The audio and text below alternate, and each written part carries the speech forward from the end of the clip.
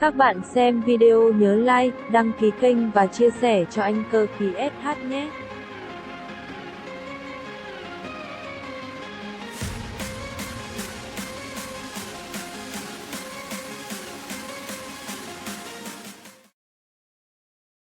Chào tất cả mọi người đã quay trở lại với kênh của mình, kênh Cơ Khí SH. Thì hôm nay mình sẽ review lại cái lò nướng bánh mì, lò quay bánh mì.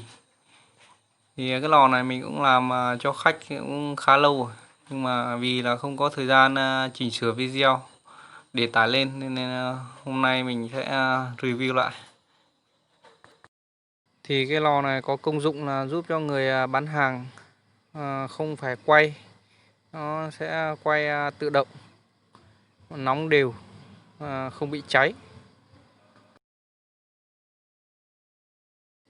Thì bây giờ mình sẽ review chi tiết cho mọi người biết.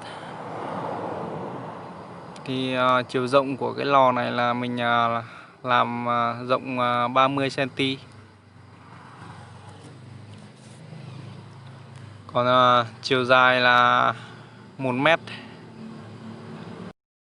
Với cái chiều dài là 1 mét thì mọi người có thể là quay được 8 cái một lúc ở tầng dưới. Còn khoảng cách giữa xiên với xiên là 10 cm. Chiều cao của lò thì phụ thuộc vào mọi người thôi. Có người thì làm đứng để bán, có người thì ngồi ghế để bán.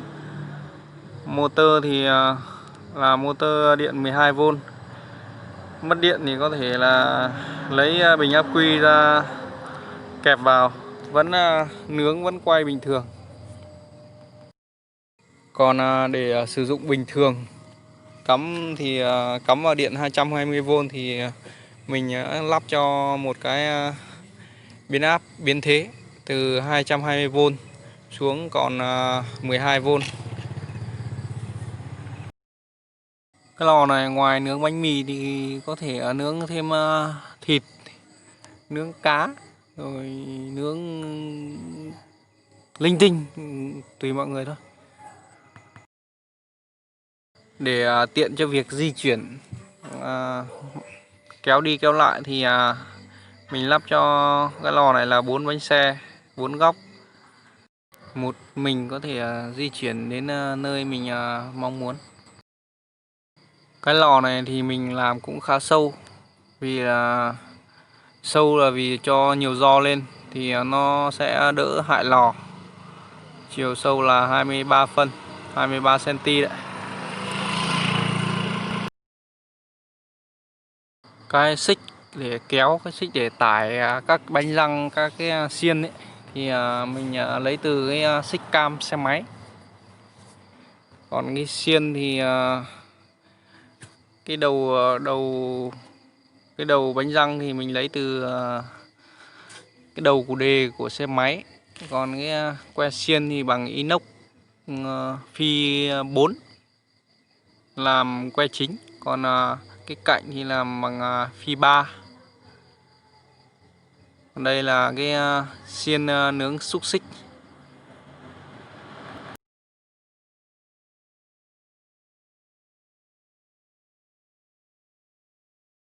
Thì ai quan tâm và muốn biết chi tiết hơn nữa thì có thể là vào kênh của mình, kênh Cơ Khí SH. Thì có cái mục là danh sách phát ấy, thì mình cũng có đến mười mấy cái video về các cái lò ấy. Lò quay vịt này, lò quay gà này, lò quay chân giò, có cả lò sấy nông sản, rồi lò nướng bánh mì, rồi